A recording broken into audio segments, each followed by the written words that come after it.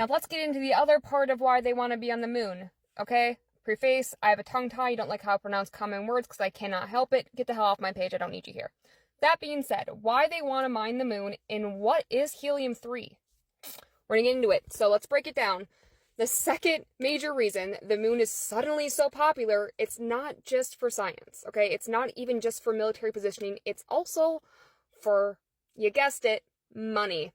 Because deep under all the talk about innovation and space exploration, what they're really after, as well, is something called helium-3. Now, to break it down for those who might not understand this on the STEM sector side, because maybe you didn't learn it. So imagine the moon is like a giant juice box, okay? Full of rare energy juice that we don't have here on Earth, you know? That juice is called helium-3, and it could one day power the cleanest, most powerful kind of nuclear energy we've ever had. Fusion. Like the sun. Not fission.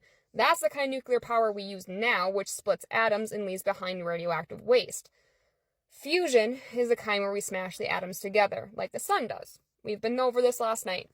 But if we ever cracked that tech, helium-3 would be one of the cleanest fuels to do that. But here's the thing.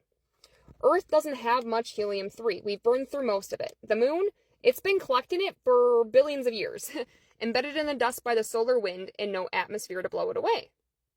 Okay?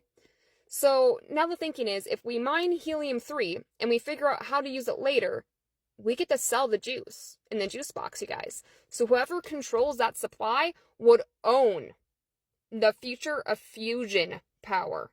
They'd be the energy superpower for at least the next 500 years, if not longer.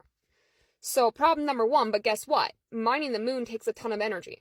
Like energy to drill, process, melt, and separate, all in an environment with no air, toxic dust, and freezing temperatures at night. So if you're going to mine it, you need a power source on the moon. That's where the nuclear reactor comes in as well. So then you got problem number two. Okay, you can't rely on solar yet. We've been over this because the moon has night cycles that last 14 Earth days. That's 2 weeks of darkness where your machines shut down. So these teams are pitching nuclear reactors as base power to keep the mining ops running 24/7 as well underneath this new plan. Now, it sounds smart, right? Well, let's back up and hang on for a second. Here's the part that they're skipping over to the public and why it's important I teach you. We don't have a working fusion reactor on Earth yet, so no one even knows how to use the helium-3 effectively.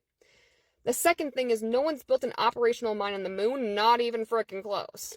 Number 3 is dust up there ruins everything. It's sharp, it sticks to electronics, and it destroys seals and joints like it's candy, okay?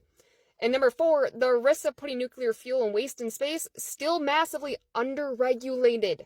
There's no policy stopping this with consequences. So yeah, they're chasing helium-3 like it's the moon's golden ticket.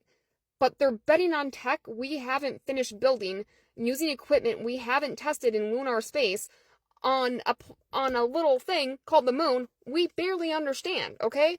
And if it goes wrong, there's no plan B, there's no safety net, there's no laws that actually hold anyone accountable. That's why people like me are paying attention. We're not trying to stop innovation. I am the first one to say I love innovation. I want to advance tech. But we need to make sure we don't rush into a mess we could have prevented.